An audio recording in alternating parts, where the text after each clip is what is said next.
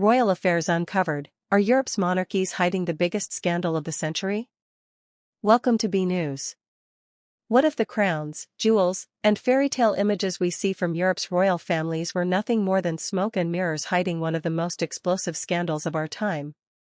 What if the very foundations of monarchy, an institution that has stood for centuries, were trembling not from political reform or public protest, but from betrayals, rivalries, and hidden truths inside the palaces themselves? On this day, August 19, 2025, the question is louder than ever. Are Europe's monarchies keeping from the world the biggest royal scandal of the century? Before we unravel this gripping story, take a second to like this video, subscribe to BNews, and hit the notification bell so you don't miss our in-depth investigations. We go beyond the official statements and glossy magazine covers to uncover the truths royal families would rather bury. And don't forget to leave a comment, because this conversation could change how we see monarchy forever. The catalyst for today's firestorm came not from London or Madrid, but from Monaco. Princess Charlene, once seen as a glamorous outsider turned princess, shocked Europe with a confession that shattered the illusion of harmony among royal wives. Her words suggested that life inside the royal world was far from elegant unity. Instead, she spoke of rivalry, emotional isolation, and a toxic atmosphere where appearances mattered more than humanity. For a world used to seeing Europe's queens and princesses as symbols of grace, her revelation was nothing short of an earthquake. Charlene's confession carried weight precisely because of her journey. Born Charlene Wittstock in South Africa, she was an Olympic swimmer who married into royalty in 2011. For years, she played the role expected of her, graceful, dutiful, silent. But in 2025, her silence broke. She described how she had been judged, excluded, and left to navigate palace life without the support she had hoped for from her royal peers. It was not just a personal grievance but a public indictment of the culture surrounding Europe's royal wives. The implications of her words were enormous. Royal households rushed to control the fallout, issuing carefully crafted statements. Prince Albert of Monaco praised her courage, but the silence from other royal wives was deafening. Queen Letizia of Spain, Queen Maxima of the Netherlands, and Catherine, Princess of Wales, offered no solidarity. That silence fueled speculation. Were Charlene's words exposing a broader truth about monarchy's inner fractures? Was this not just about Monaco, but about Europe's entire royal system? Media outlets pounced on the story. Tabloids framed it as a feud between royal women, while serious news networks saw it as a symptom of monarchy's deeper crisis. Every photograph of royals at state events was suddenly reinterpreted. Was that smile real or a mask?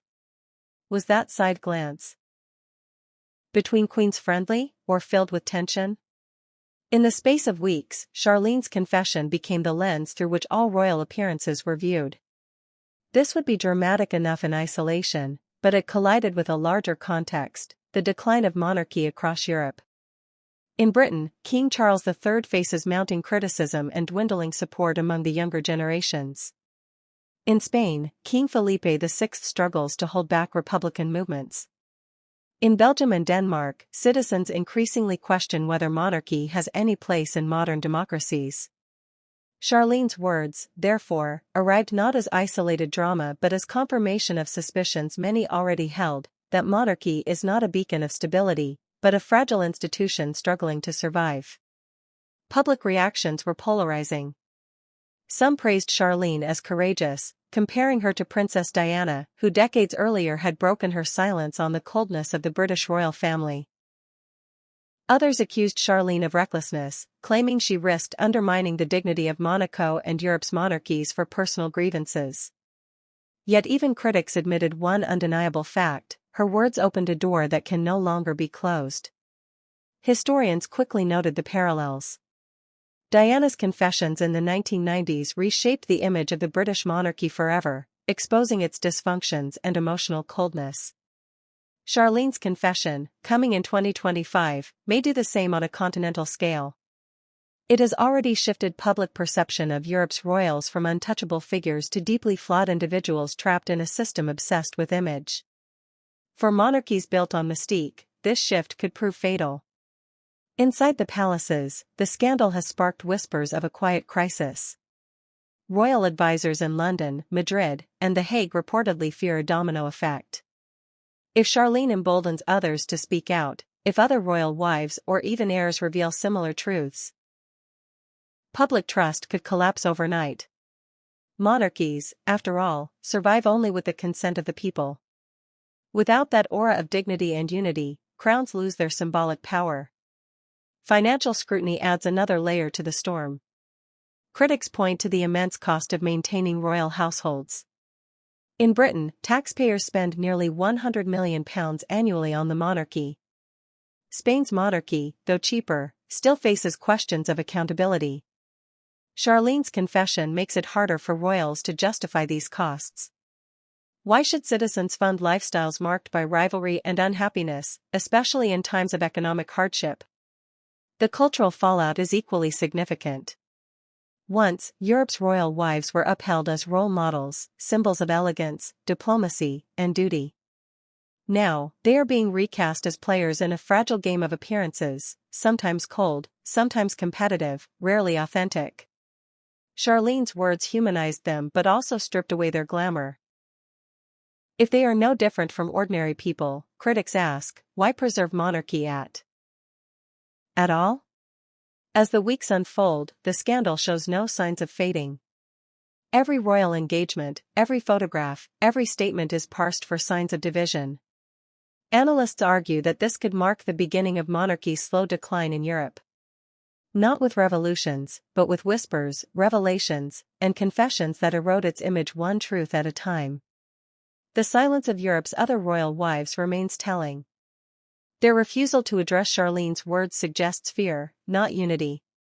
If they speak, they risk confirming the divisions she exposed. If they remain silent, they appear complicit. Either way, the royal sisterhood has been recast not as a circle of solidarity but as a fragile alliance under siege. And yet, despite the scandal, the story resonates with ordinary people because it feels human.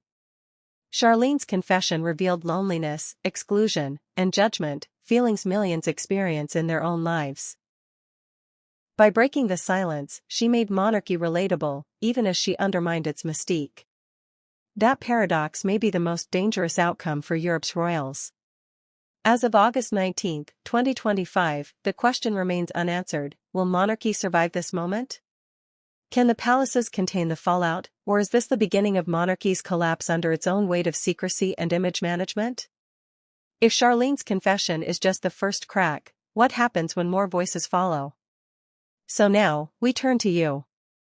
Do you believe Princess Charlene's shocking confession has exposed the biggest royal scandal of the century, or is it only the tip of a much larger iceberg?